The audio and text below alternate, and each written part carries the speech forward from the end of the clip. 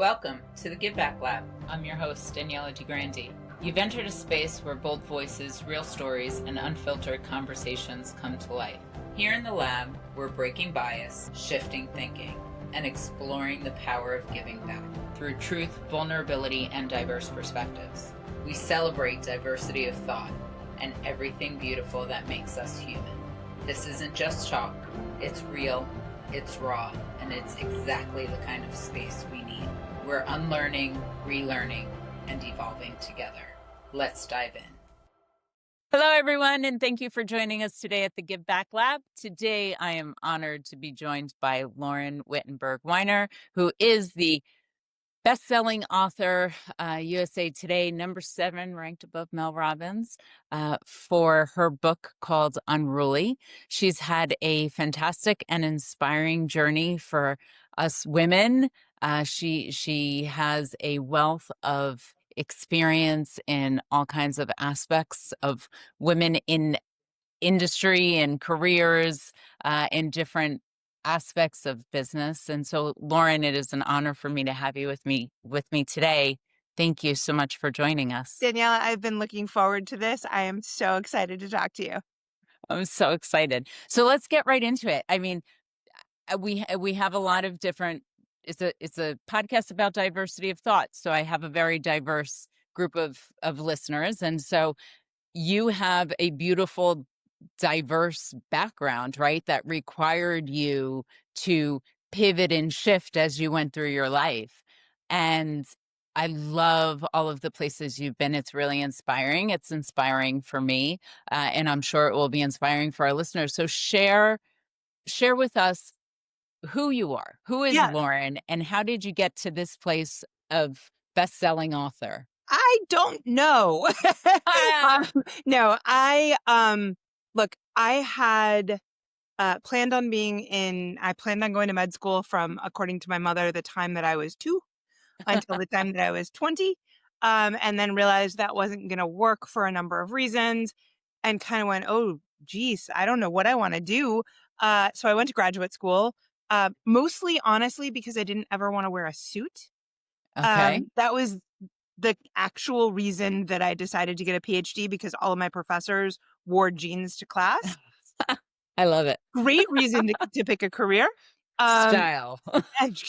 And so ended up in a PhD program at Dartmouth, in psychology, and realized about 3 years into my 4-year program, this is not what I want to do with my life, particularly not in academia. I liked pieces of it, but so I sat down with one of my friends who was working, a friend of mine from high school who was working in the White House.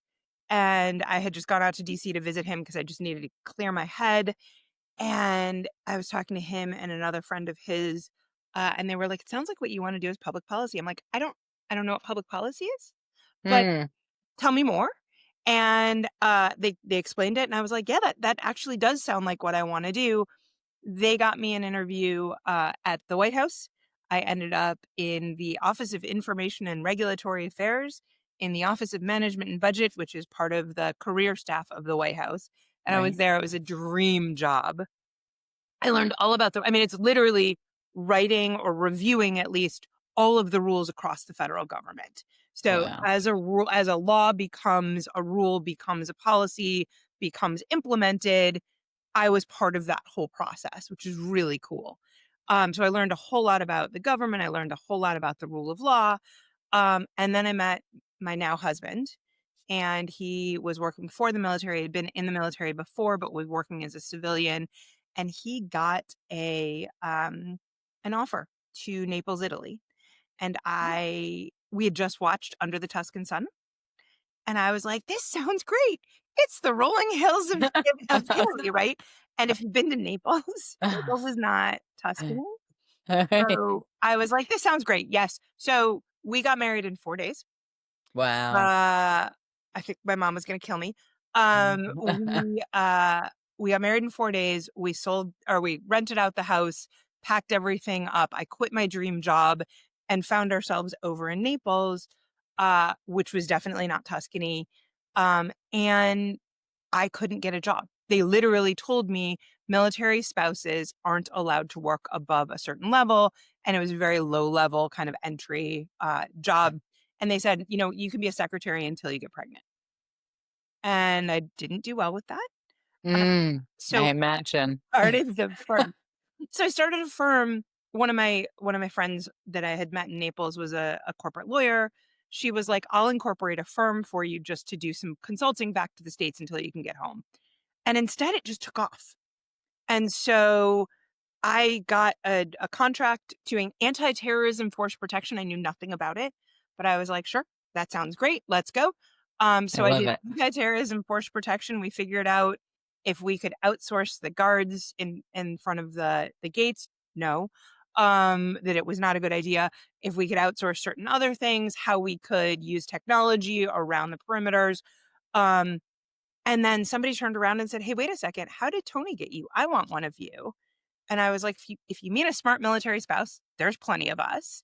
So we Mhm. built that first 2 years that we were doing the firm, we built to like 15 people by just Wow. saying yes to everything that came our way. I mean, it was literally, Daniela, I don't think I took a breath. I don't think I slept more than 4 hours a night for the first 2 years because it was like somebody would say, "Can you do this?" And I'm like, "Sure, We'll let's figure figure it it out." out. Right? Yeah, I love that. And then we I got a lot more strategic. At first it was just so many people were flying at us that I was just playing catch up. And so eventually over the course of 18 years, we built the company from one and a half of us to about 350 direct hire uh, employees and about probably 700, 800 sum total with all of the subcontractors that we had, and $100 million in annual revenue. wow. And then we sold the company 3 years ago. And then I picked up and wrote Unruly, had fun doing it. And now I'm kind of in this pivot again in reinventing myself and figuring out what I want to do next. I love that. I love how you have embraced your life at the life that you're living, right? Yep. You decide in the moment you're going to go for this path. You weren't afraid. You were courageous enough to look at it and say, I made the wrong decision.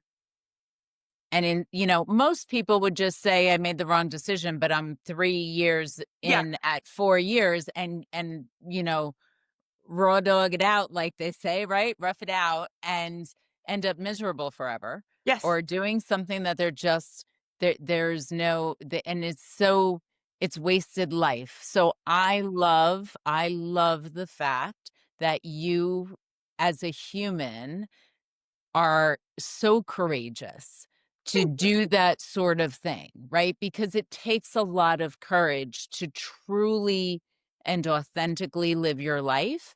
It sometimes probably felt like a little bit of failure or foolishness, and I'm sure you went through all of those feelings and 100%. feelings of vulnerability, right?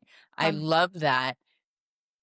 I love that you fell in love and that you knew it and you just grabbed it and it's so inspiring and to our young listeners, you don't have to have it all figured out, No, right? I don't have it figured out. I'm 51. I I love keep it. telling my kids this all the time. I'm like, you're not supposed to know this at this point, and you're not.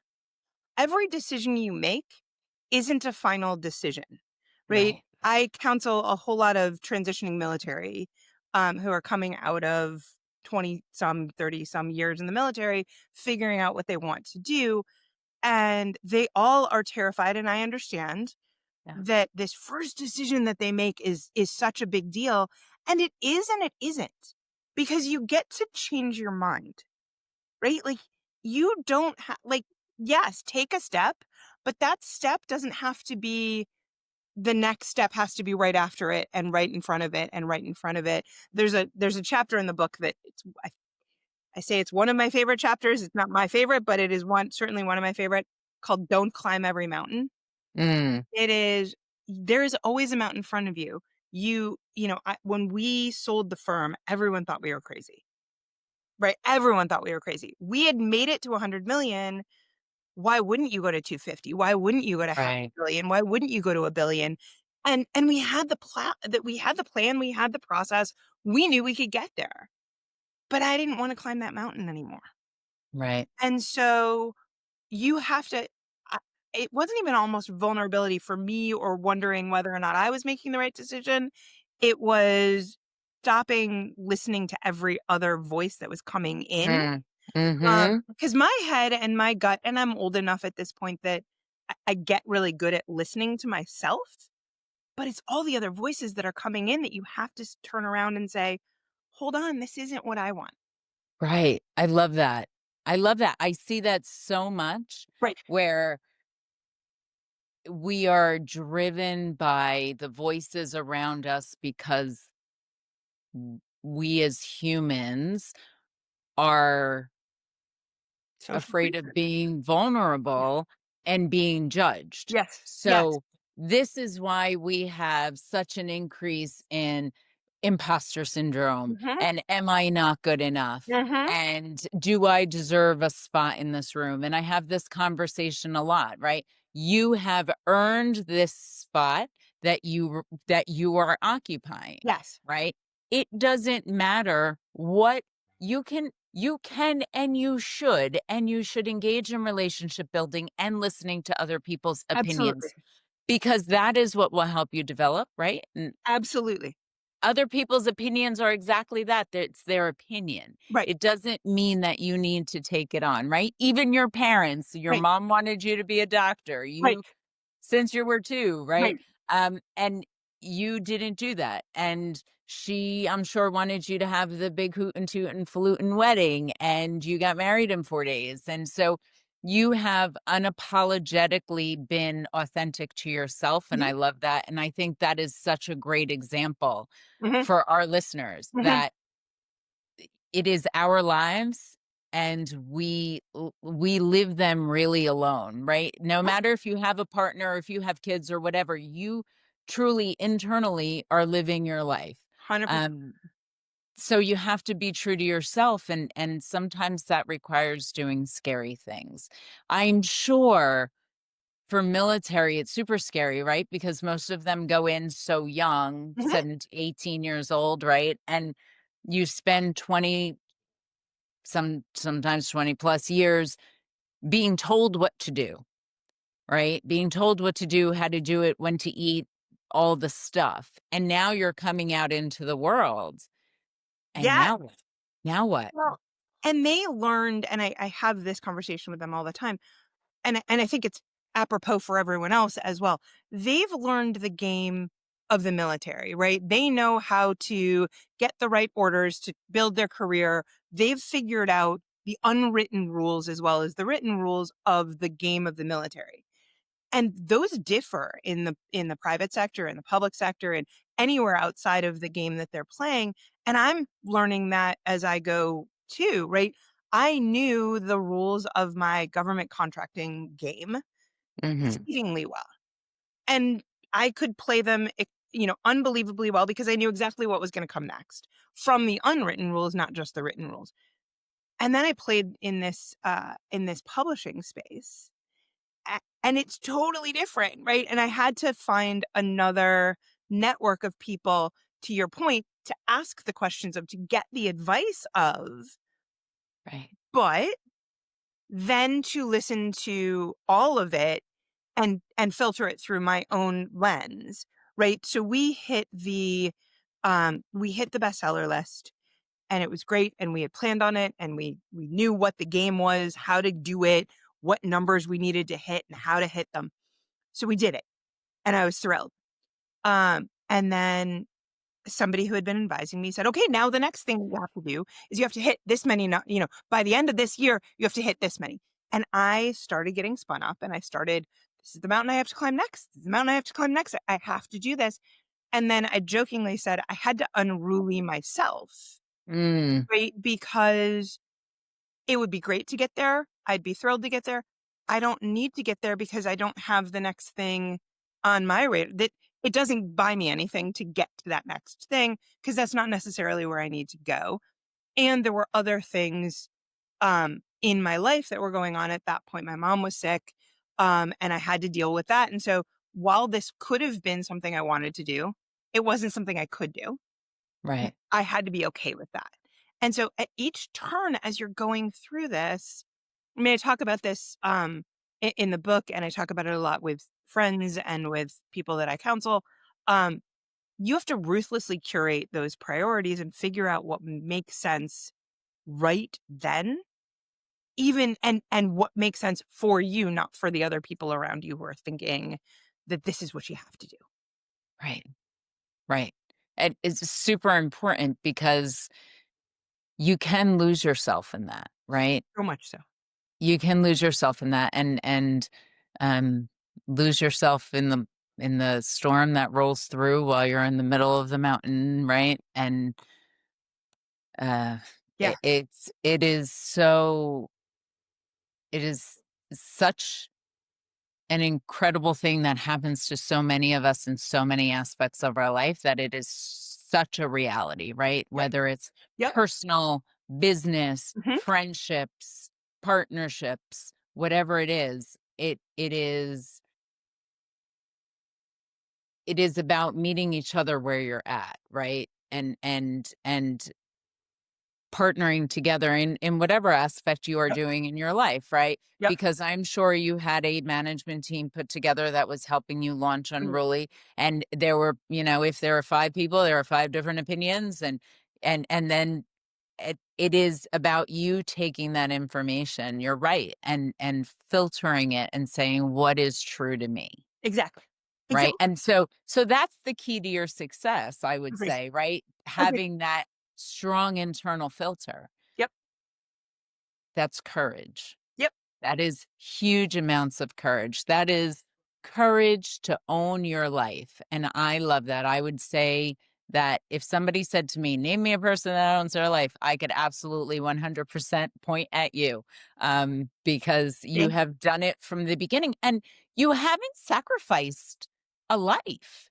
No. That's what I love, right? Right. Because I also have these conversations and they're like, well, if you want to be a career woman, you'll never be a good mother. You'll No. never be a good wife. I Silly. think it's such a big bunch of baloney. So tell us about that because you have children, you're a wife, you're a wife in a you were a wife in a demanding space, a young wife in a demanding space, right? So it's not even like, well, I did my career first and I launched all these things. You did all of this stuff in parallel, Yes. which is so encouraging. Yeah. So tell us how you did that, right? Because people say that all the time. I mean, they say it to me, Right. right? How do you have three kids and a full-time job and, a business and a podcast and, oh, you're writing a book? Like, what are you doing? Focus on one thing. Focus on Um, do you, yes. I I no. it Stop. right. People are again. People aren't living the life you're living, right? They Yes. can look and see, and it's not as chaotic as it makes it. People are like, "Oh my god, you're traveling so much for the book." I'm like, "I'm really not. It looks like I am, but we're fine. Everything's good." I have two kids. They are both hockey players. I spent last night in the urgent care because that's what we do a lot, right? And whatever. But I have two parents that are. Well, I'm sorry. I shouldn't say that. I'm still learning how to say this. I have one parent who I am still a caregiver for. My mom passed this summer, I'm right as we sorry. were launching the book. Great story, kind of funny, silly aside, but my mom stopped eating as we were launching the book. Literally, we'd been struggling with Alzheimer's for 15 years, so it was expected. And the day we launched the pre-party for the launch of the book, she stopped eating. Didn't eat Mm. for 2.5, almost 3 weeks. And then as we were like, okay, I canceled a couple of book things, everything's fine. We know that this is coming. She looks up and says, in very unruly fashion, this is probably one of the places I got it. She looks up and says, hey, can I get some food in here? For like 2 weeks. Hadn't eaten in 3 and proceeds to eat an entire plate of lasagna. I love So that. we then pivoted for a little while and she ended up passing a few weeks later. But so I had, two parents that I was caregiving for. I am a spouse of a husband who is incredible and very much neglected at times because he's an adult and he has everything that he can do, and he is an amazing partner, which is part of the secret. But here's the advice I give. Look, work-life balance doesn't happen, right? It doesn't Right. exist. It's not real. This whole like there are all the tricks and tips everyone talks about of outsourcing and whatever. And those are all real and meaningful and important. I had an au pair forever. That was the only way that we got through all of this. I delegated all of that stuff. But I think it's more, and again, now the word I use routinely is ruthless curation.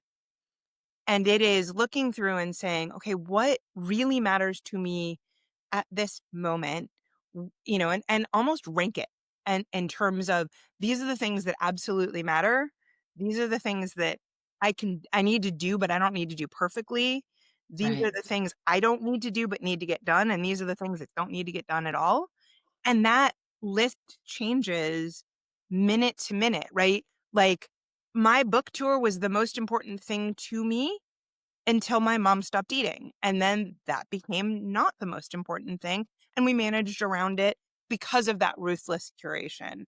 And I think it's really important. I hear everyone talk about, I don't know, the glass balls and the rubber balls. Um, and it's a great analogy up to a point. But inevitably, when I hear people talk about it, it is your kids are your glass balls. That's what comes out of all of this. They Mm. are, and fine, they're the most important. My kids are my most important thing, absolutely. But not every single thing that my kids do are the most important thing to me. And Right. so, when the kids were little, we would have these what do they call it? Spirit weeks at school where they had to be in costume every different Yes. day of every with a different costume. I'm terrible at this stuff, right? My son just went to Halloween day at school, like, it was Halloween, Uh-huh. and he had to he shows up in the morning, I'm like, "Oh, are you wearing a" like, I asked him a couple of times, and he's 14, I'm like, "You're fine." He put on a cowboy hat, he's fine, right? Right. Yeah. I dropped him off at school, everyone else had stunning costumes, he didn't care. And the same thing that happened when they were little, all of these moms that really cared about it, that's great. It's amazing. They're wonderful. They had so much fun doing it. Right. My kids do not remember if they had perfect costumes or not for Spirit Day in nursery school, Right. right? And so that was not important to me. Luckily, I had a phenomenal village, and for one of my kids, actually both of my kids, one of my friends would bring costumes because she knew that I would forget, and I would just give her money for the costumes, right? Hmm. That was great. And she didn't even do it beforehand. She was just like, "Here's how much I spent on costumes, and I brought them every day so your kids could change into them." Um, but what I had to do at that point was then not look at Facebook or Instagram and say, "Oh, my kids didn't look like that." I had to ruthlessly curate and then own that decision. Right. Whatever the decision is, own it. Right. And that is a perfect statement, right? It's your decision and you own that decision and you own everything that comes with it. All of the positives and all of the negatives, Right. right? Right. Everything that happens in your life. I saw this on a reel recently. Somebody was saying, "What's the best advice you ever got?" And the person said, "Everything that happens in life is your fault. Everything good is your fault. Everything bad is your fault, right? You're the CEO of your life." Yep. And he was saying that is a quote that a mentor gave him when he was 18 and started coaching, and now he's older and he's had businesses and he's successful, and he's like, that's what I drove my thinking around, that everything is my fault, right? Whether it was all good or all Right. bad, it was always my fault. And that is so very true. It is about Mhm. owning Yep. our decisions and taking accountability. Yep. And I think if you can do that, it's easier to do when you're authentically ruthless and you're curating your life and living intentionally in that drive forward fashion of, okay, you know what? this is really crap today. But guess what? That's okay because that's crap, but these other 5 things are great and we're Yep. moving in this direction. Yep. We're still moving forward. Yep. If you if you get stuck in the mud and all of your friends come and sit there in the mud with you and you Yes. guys are making mud pies Yes. and we're all just going to, kvetch about what's Right. going on and why it's all bad, Right. then nobody's moving forward. Right? Agree. Agree. We end up in this keep up with the Joneses. And I see this. I see so many parents. This is why gray divorce is so huge right now, right? Because so many parents got married young and had their children and got lost in their children and 100%. define themselves and their success as humans by their children and how many travel teams they were on and what they did and how many awards they won and what they can Mhm. advertise and Mhm. market, right? Of how fabulous their family Right. unit is. And now the kids go off to college and they're looking at each other going, "Who are you? Right. I I don't don't have even know if anything I to say to like you you. anymore." Right. Right. Right? Yes. So, and it's so sad because they were in love once. And now they don't even know each other, they're Yeah. strangers, Yeah. and their kids are out there to your point of allow your children. I mean, and I call it feral parenting, which Right people there laugh with at you. me for, right? But it's allow them to be their own individuals as well. 100%. Give them advice, but allow them to make their choice, because if you control everything, 100%. they're gonna fall on their face at some point. And what are they gonna do when that happens, right? And if you're controlling everything, I'm gonna guess that they're not falling on their face until they're, mid-30s? Yes. Mid-30s, married, And then 1 they don't know what kid? to do. They don't have any, I think, challenge. I think Yes. hardship. I think that's what drives grit. That's what Yes. allows. And yeah, I mean, so I wrote a piece the other day about, so I talk in the book about being a Sherpa Uh-huh. instead of being a mentor, instead of being a sponsor, which are all important things to be, being a Sherpa, which is essentially letting them travel their path, but you as someone, not necessarily for kids, but for anyone you're kind of mentoring or anyone that you're helping, using your expertise, but on their journey, not Right. on your own. And I was up, my daughter is in prep school for hockey. So talk about travel teams. We're now beyond travel teams to, but that was her choice. She actively was the one who called the school, who got all the information. She presented it to me. She I brought love that. a coach along to say, this is the right thing for her. You really need to consider this. So we were up there for I was up there for family weekend, and we went to Dartmouth where I had gone to graduate school and saw the Sherpa for me, my original Sherpa who kind of helped me figure out my own path, not his path. Mhm. Stopped and I said, I really need to make sure that I am Sherpaing my daughter, not mentoring her, not telling her what to do, but letting her, I mean, I'm still there, I'm still her mother, but Right. I still need to motivate her, make sure she understands the consequences of her decisions. We believe a whole lot in natural consequences. Yes. And so I'm right you get to there. make the decision, but you're going to live with the consequence. Yes. You know what we're going to do if you, I mean, my son doesn't, my son now is getting a flip phone for the rest of the year. Uh, Chose not to do his homework. And I was like, all right, let's go. That's the natural consequence of things right. that I'm imposing upon them so that life doesn't kill them. Right. Right.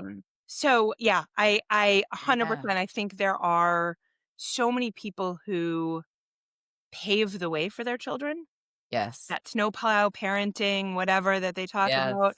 Um, but I think there are so many people who do that for, they try to keep everything safe for their employees, for their whatever. Yes. Um, and it's one or the other. And I think the leader, if you're sitting there from a management perspective, that leadership role is allowing them to make the mistakes. I want and expect my people to make mistakes, as long as those are not moral failing mistakes, Right. right? As long as they are legitimate, I'm pushing hard and I smacked myself into a wall.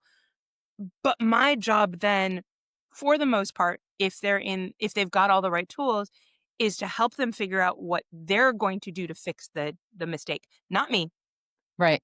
right? Right. Because if I take away that agency from them, then they don't ever get that. They don't ever learn from it. And that's the greatest part of mistakes is figuring out what went wrong and figuring out how to fix it next time.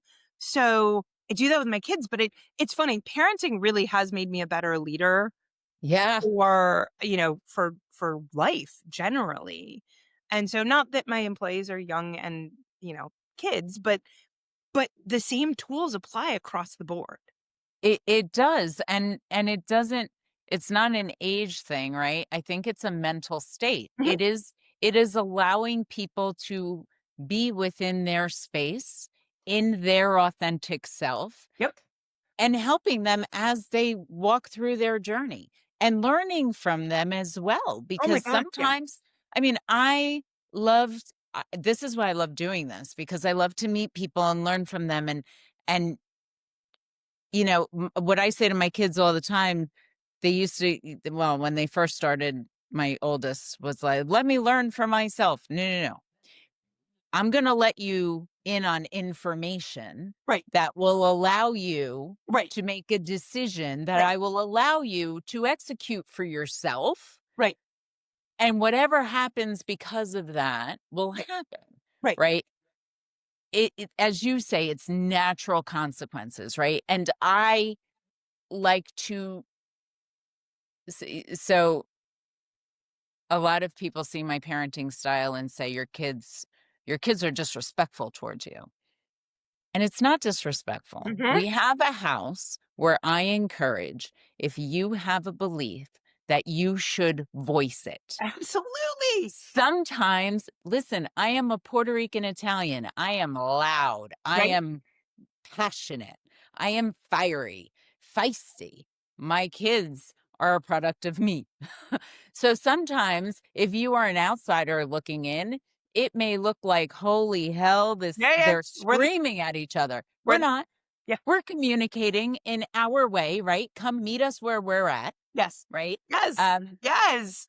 and that's what we're doing, and that's what works for us. Mhm. And I will tell you, I and my ex-husband who he's a good human.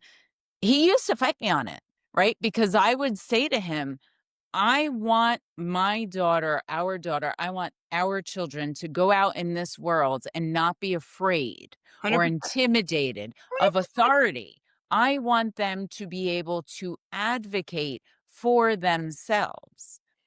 And if they can't advocate in the home, in their safe place, they will never, ever survive in corporate worlds. And how are they going to survive through life? Yes. Because they'll just take it, Yes. I right? I've taught my kids to be thoughtful and respectful in terms of how they approach things, not necessarily with me. I agree.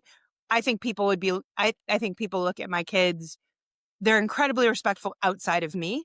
Yes. They are they are safe in our house to be able to push back. So they don't have the same political views that I do. And that's Yeah. great. Right? I'll Yeah. push them because Yeah. I have my very strong political beliefs and they are in different milieus and they have stuff. So we have really great conversations and they have to prove their viewpoints. Right. And I have to prove my viewpoints. But I have taught them the tone and tenor of business Right. in order. I mean, my we're in the middle of a chaos with my son's hockey team. Welcome to hockey mom. Like this is what Mm. about my entire life. Um, and I had to write an email to the state board, and I showed my son what we were doing, and he was like, "Mom, this is really good." And I'm like, "This is what He wanted to write it a certain way, and we talked about it, and he was right in everything he wanted to say, but I was like, "Let's talk about tone. Let's talk about how you get Right. what you want from life." And sometimes that is not screaming and yelling. Right. Sometimes it is, right? And sometimes, I mean, I've taught my daughter the ways that I did not know how to push back on boys.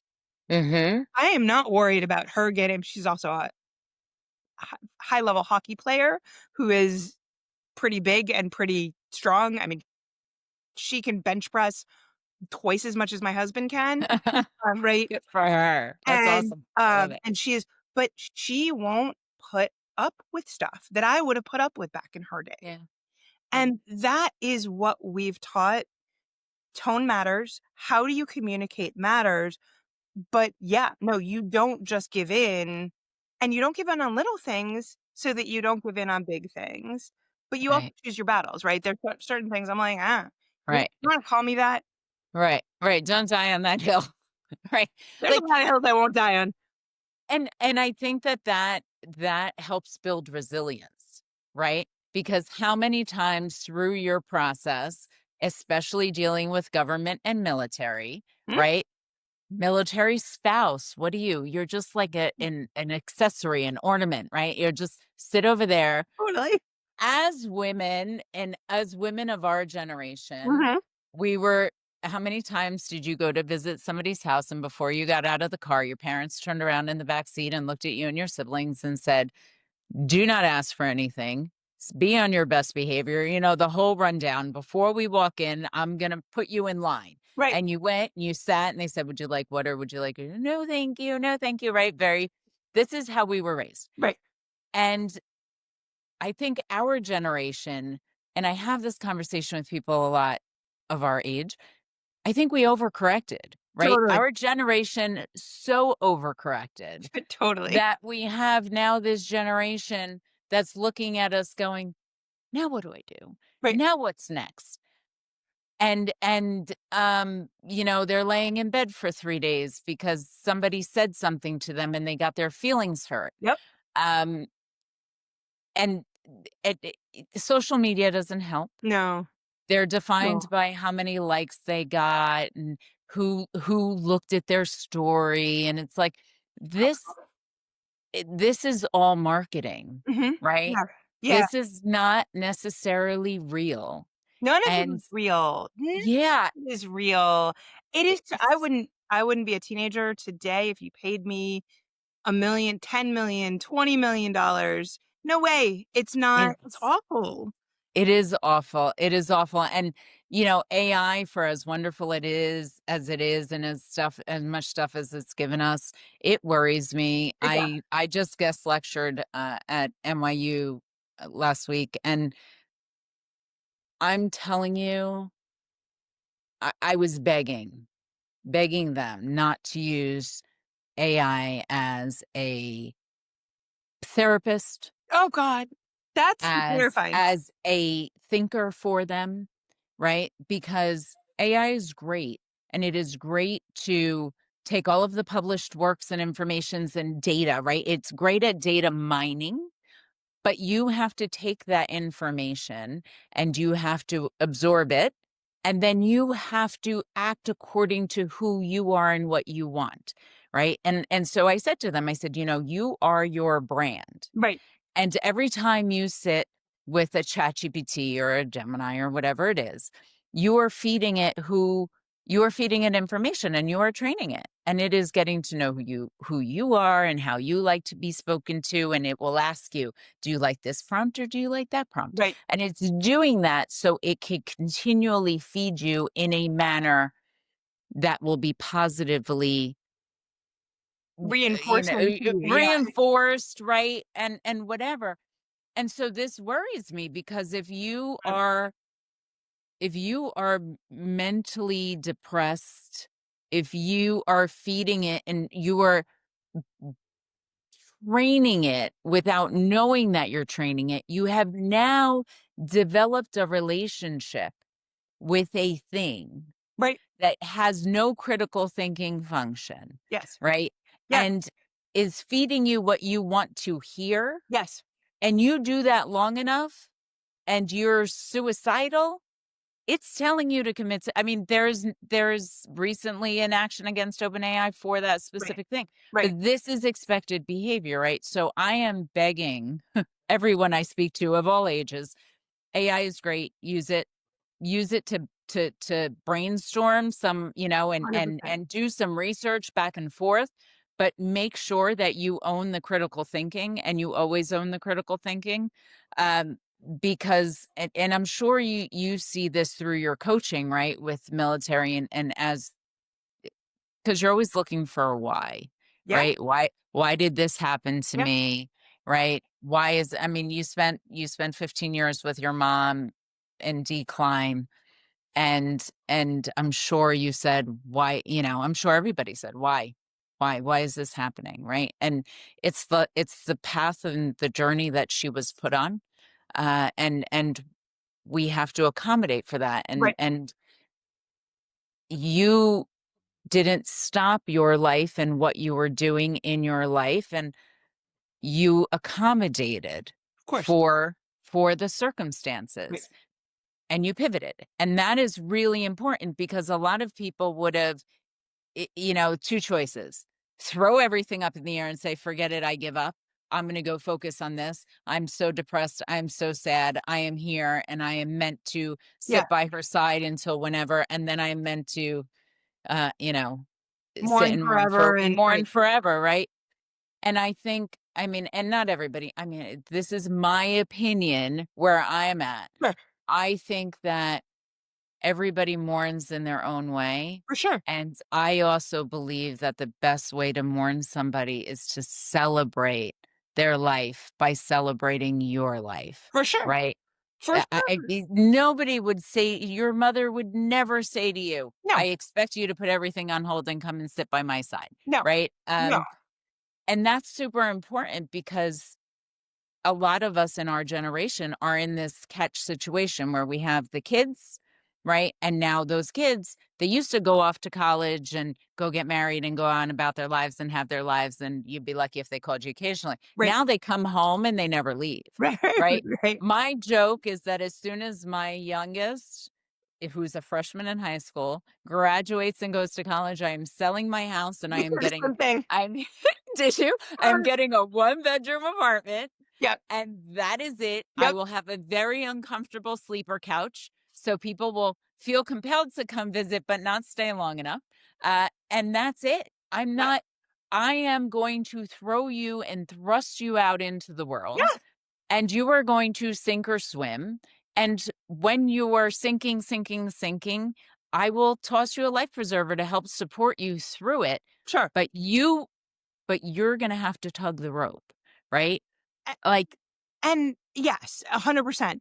And you had said earlier that, you're asking why, for everything, and I think that's fair to ask why this happened to me, why, but everyone has something going on. yeah, Everyone has something you don't know, right? Most of the time you don't know what's going on behind the curtain with anyone. right. Um and everyone has something. So I stopped asking why fairly early on and said, "Okay, this is what I'm doing." And, people have said to me over the years, particularly when my mom was dying, my dad's got severe, like, significant long term Parkinson's and osteoporosis. So he's pretty sick. And people are like, "How do you do this?" And I'm like, "Well, there's one of two options here, right? I'm going to go curl up in a corner and like pull the covers over my head and not deal. And there are days that I can do that, Right. Right. right? There are certain times that I can do that, and you get to mourn and you get to just be pissed off for a little while. Yeah. Yeah. And you gotta give yourself that space to do that every once in a while, but then dust yourself off, get up, and manage it. Because if not, again, then you own the consequences of that. Right. So when you get to that place, it get pissed off that the circumstances aren't fair. Absolutely. I love that. Yes. And then move on.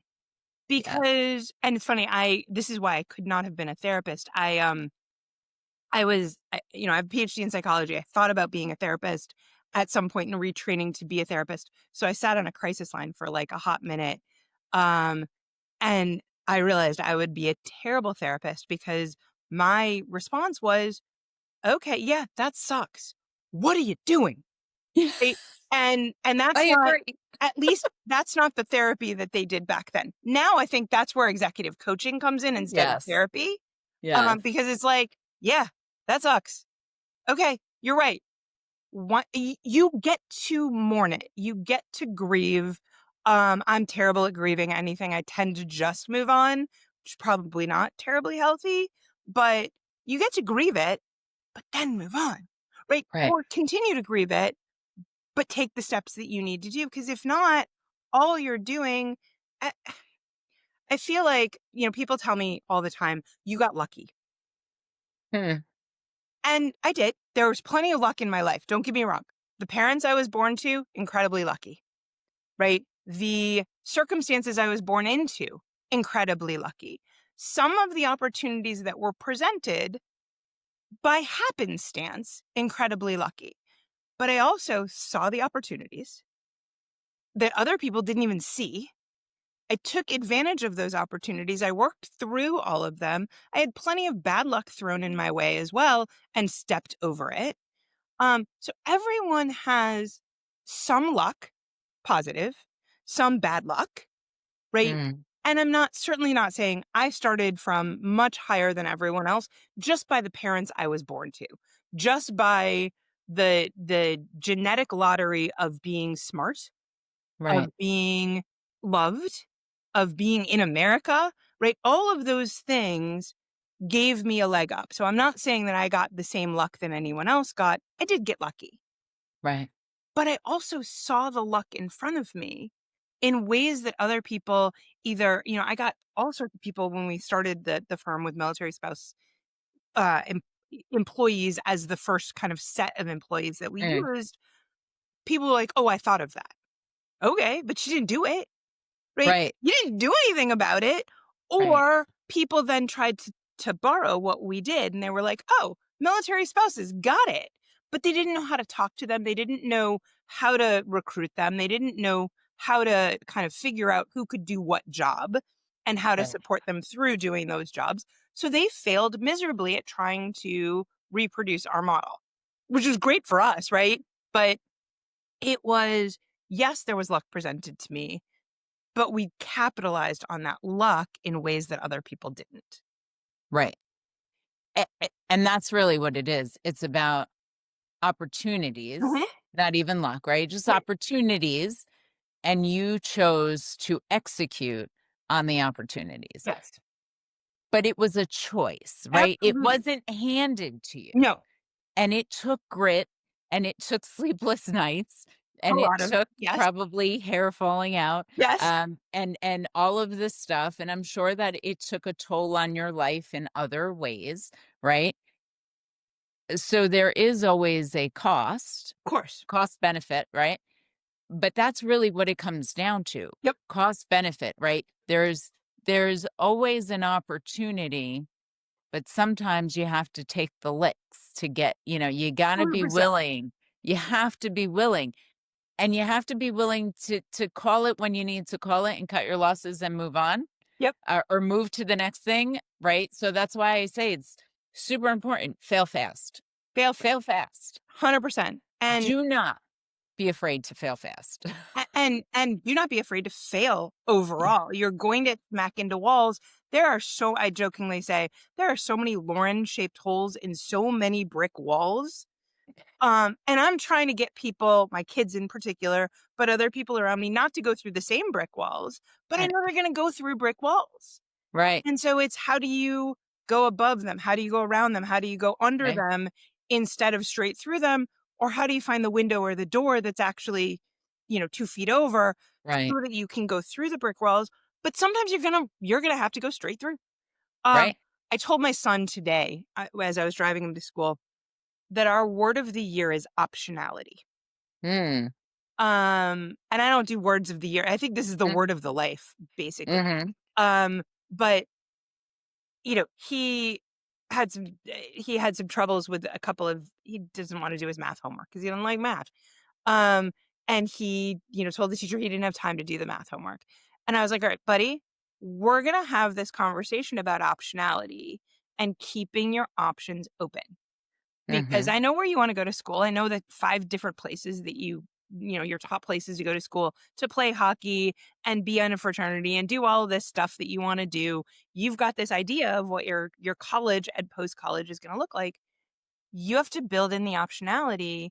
And if you fail math, not Right. because you can't do it, but because you're too lazy to do your homework because it's not fun, if you don't have that optionality, those options come off the table. You've got to build in all of the things that you think you want to do and go down 2 or 3 spaces and say, "What do I have to do to get that option to be viable?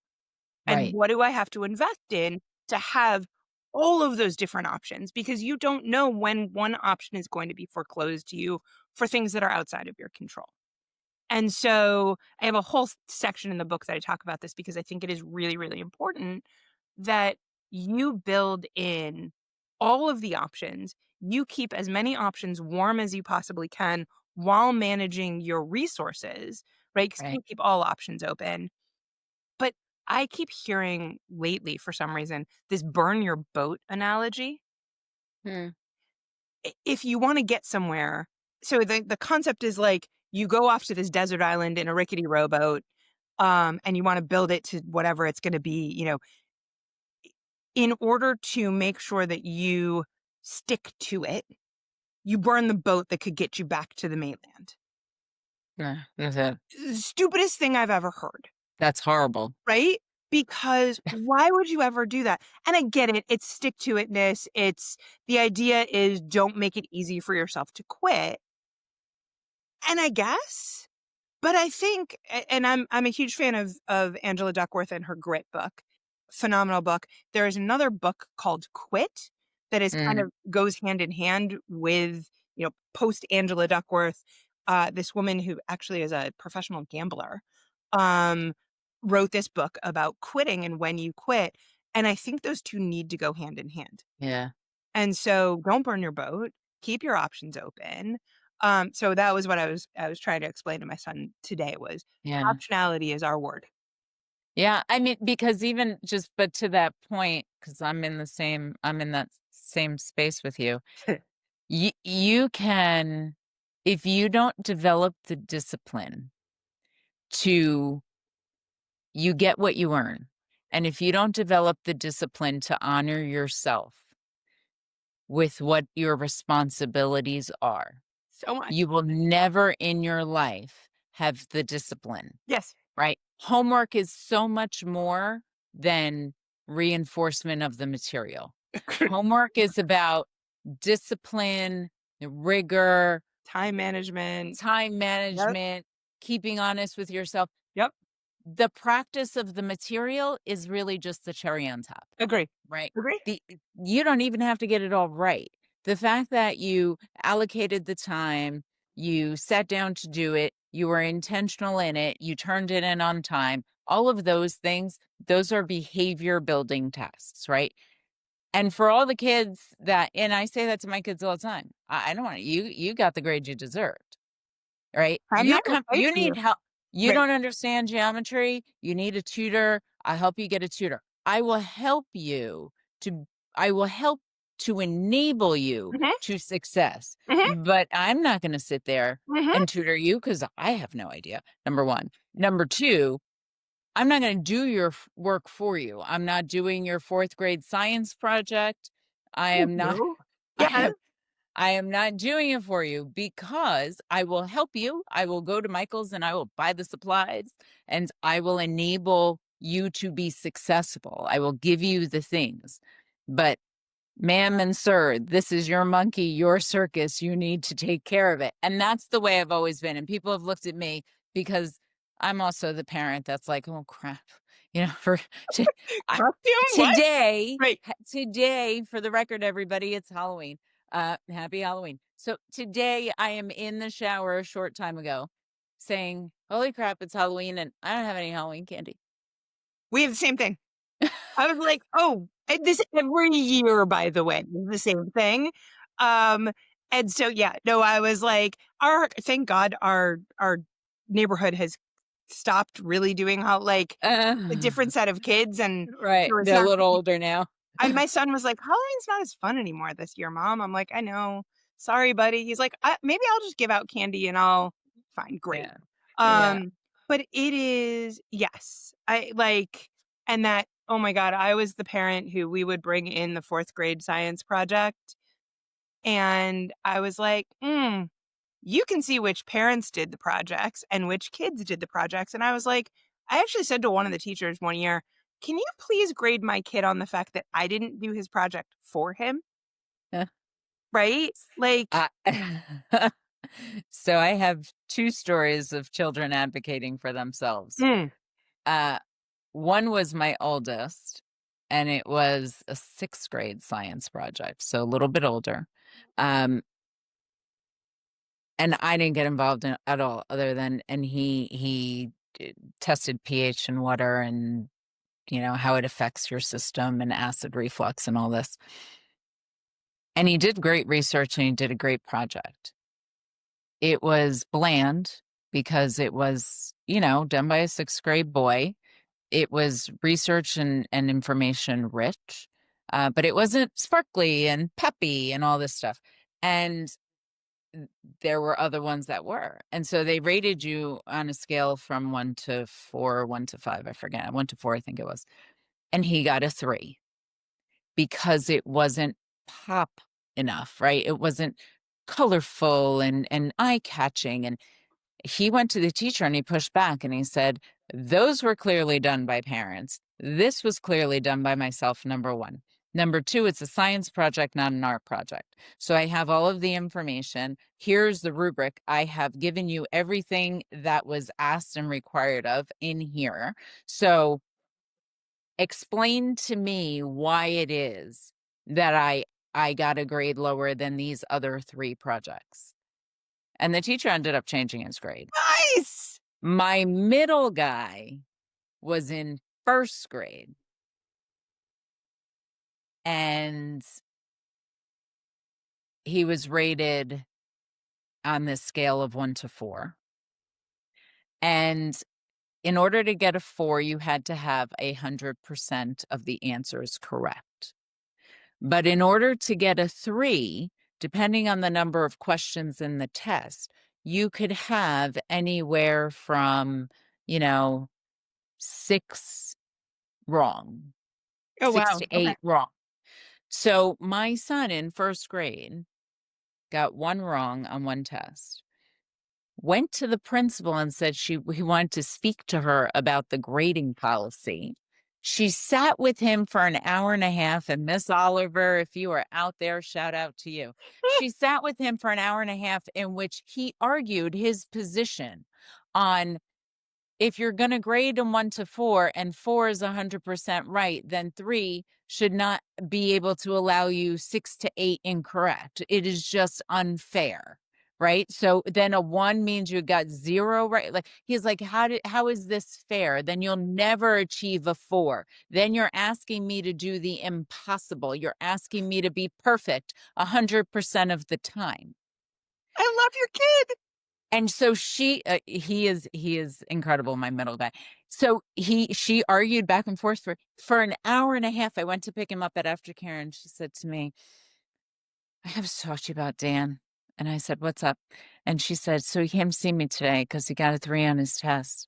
I said, was he okay? Like, she's like, wanted to discuss how the policy was created and the fact that it was not proper distribution. And it was unfair. And so I started laughing. I said, is that what she said? She's like, that's what he said. She's like, so we had an intelligent conversation for an hour and a half. And I said, well, did he change your mind? And she said, well, he can't change my mind because I'm bound by the school board, right? Like the Catholic school. So the diocese sets how the grading Right. goes and whatever. So she's like, I agree with him. I just ended up saying, Dan, I agree with you 100%. You're absolutely right. Unfortunately, these are the rules and the guides that I have to operate within. So I'm so sorry. But I will tell you, he walked away satisfied that he was able to make his point. I was so impressed by the school and by her. She is such a wonderful human that she gave him an hour and a half. And I think she was probably just more intrigued to see how much longer it could go. But I will tell you, that it also damaged him Uh-huh. because Uh-huh. for the rest of his career at that school through 8th grade, he never felt the need to rise above. He Yep. never Yep. felt the need to push himself because he didn't have to study and he didn't have to do homework because he was just smart enough to get by. Mhm. Yep. And he didn't need to be. And I'd say to him, but Dan, if you just take a few minutes every night and you study, you could be on the honor roll and you can be up there at 8th grade graduation with the cords on. And he's like, for what? He's like, you know what those kids on honor roll have to do? They have to stay after school once a week and do some project that then goes to like the big diocese project, then the big state project. He's like, so let me understand this, Mom.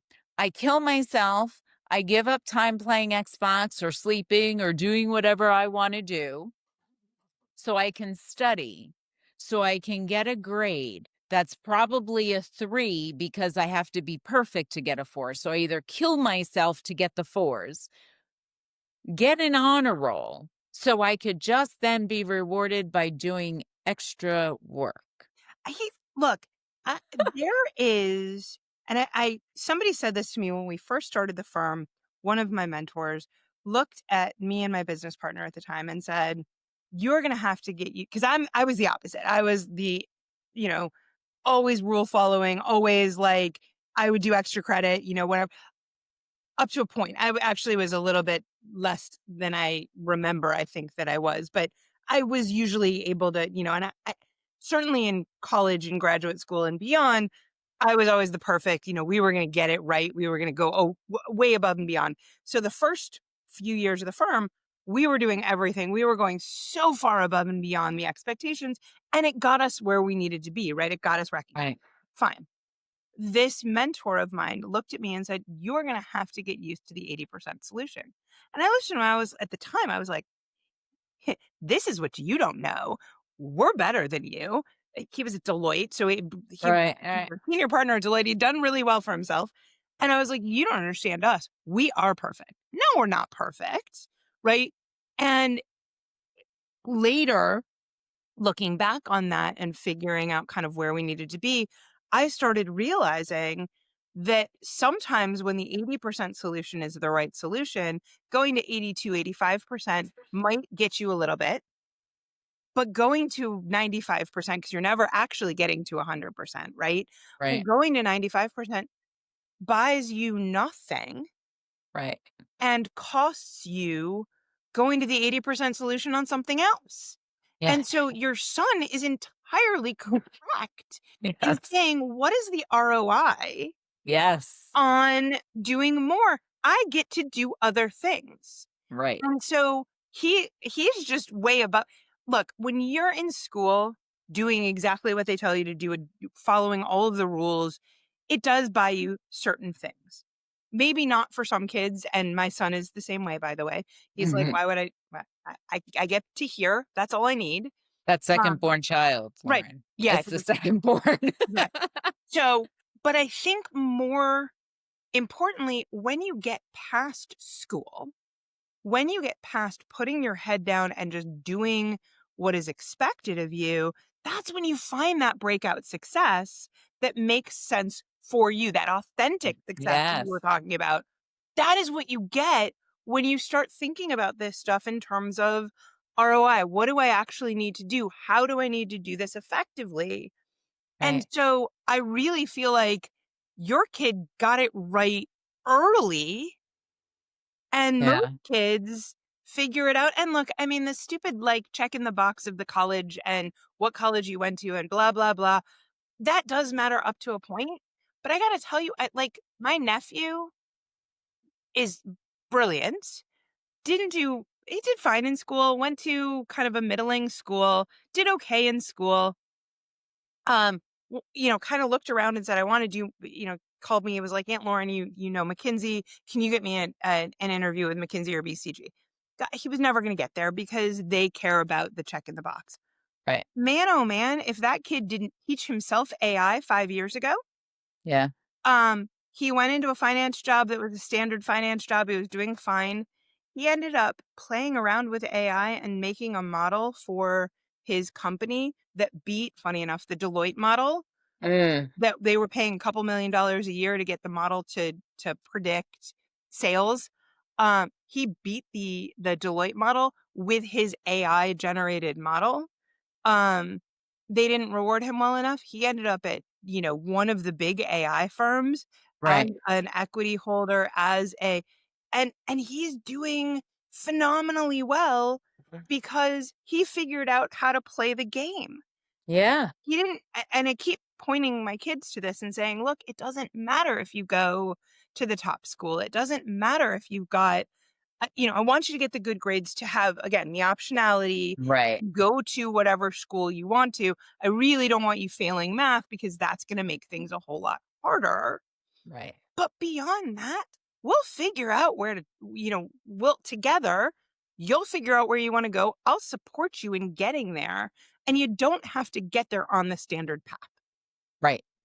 Right. No, and that's true. And, you know, eh, to the college point, to a lot of people in that space, right? Whether go back to school or you're in Right. high school going to college, or if you know that you want to go on a path and you're going to end up in a grad school program of some sort, be conscious about your budget, right? Because guess what? Where you went to undergrad, if you're going to grad school, kind of doesn't really matter, That's not. right? And so a very good friend of mine, I have a son in college and he wants to be a psychiatrist. And so a very good friend of mine's son was graduating from Bama. Mhm, And it was on my son's list because he wanted a big football school and the whole big thing, right? So we went there and we spoke with him and he spent a lot of time and they were fantastic. He had a full ride to a stellar school that would have given him the name and everything. He chose to go to Bama on a partial scholarship. So it cost him money. And she was devastated because why would you give up this prestigious institution name on a full ride mhm, and make me pay money to go to Bama, right? And he said, Bama has the curriculum that I want. At this prestigious school, I will be just average. At Bama, I have more opportunity to be top tier, mhm, right? Because mhm. it is more diverse. Yep. I can be more top tier. I will Mhm, have access to more research projects and more opportunity, and I can leverage different things. So to your 80% point in life, right? We will all have these points where we have to make decisions while going to this prestigious name. And if I graduate average from this prestigious name, but I still got to get into med school, mhm. how is that transcript and that experience going to contribute to 100%. that? Right. So I'd rather pay the money and go to this school for more diverse opportunity, right? Rooted in reality, 100%. than go to this name school. And so I come out and I'm pedigree, but I can't actually produce, or I'm forced into likely having to take a gap year. Yeah. And he didn't. He took his board, he took his exams, and he applied to 5 med schools and he got into all of them. And he was one of the first admitted when the school in the city that went free. He got a free ride to med school And because of these, yeah, which he probably would never have had he gone the other route, agree. right? He would have had the pedigree name that nobody would have ever looked at because Everyone's he coming is from there. They're all doing the same path. They're all and then there's no way to distinguish yourself from exactly. anyone else. Plus, he That's actually exactly. got to go to Bama and enjoy his, Oh, he had the best right? time. He My had the best friend's best daughter time. is at Bama, and it is a phenomenal program for her. She's Yeah. having a blast, and that's the thing is you don't have to follow the path that everyone sets for you. Yes. Right. And that falls into the judgment piece, right? Right. Everybody's going to have opinions and everybody's going to have judgment.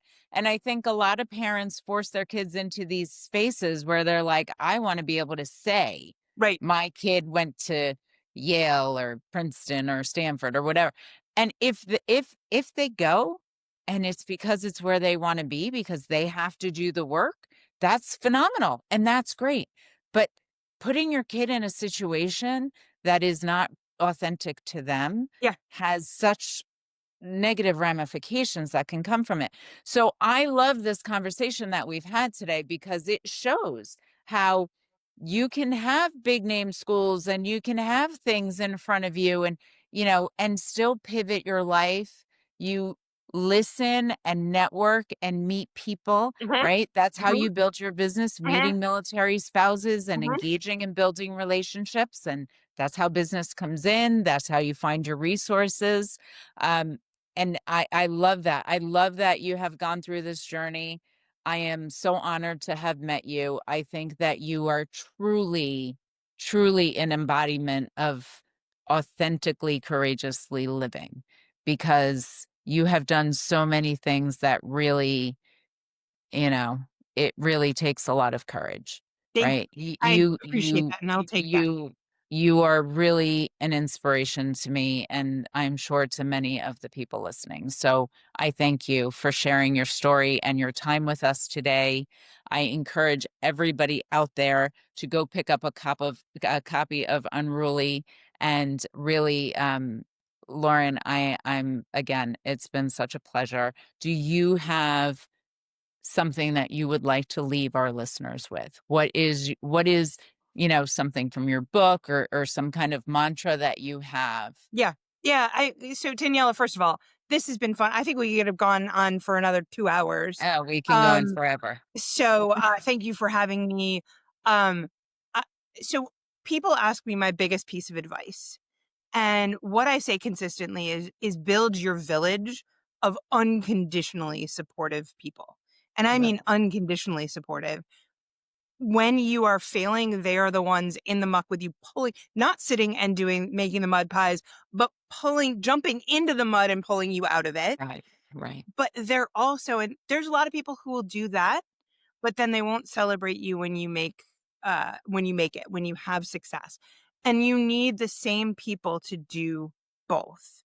right, And if you create that, and I think it is through what I keep calling non-transactional relationships, not the quid pro quo, not I did this, I'm keeping score, or I'm trying to get up on you. right, If you can do truly non-transactional relationships that are unconditionally supportive, and you build your village, and then what I've called a lot of people have called a kitchen cabinet around that, from that unconditionally supportive village, that is the key to every bit of success. It's the key to all the courage that you talked about. Having those people behind me are the only way that I had that courage. So I right. think critical. And then if you want to follow me anywhere, I'm on Instagram, I'm on Facebook, I'm on LinkedIn in particular, and I do a lot on LinkedIn. I've got a newsletter that I put out. I've got, and the book is out there. I'm giving speeches all over the place. So come find me, come engage with me. I would love to talk to anyone about all of this because I think it's really important to have these conversations. Yes, absolutely, for sure. And I would love to have you back. And, Anytime. just I know that you're working on all kinds of new things because no grass grows under your feet. So I love that.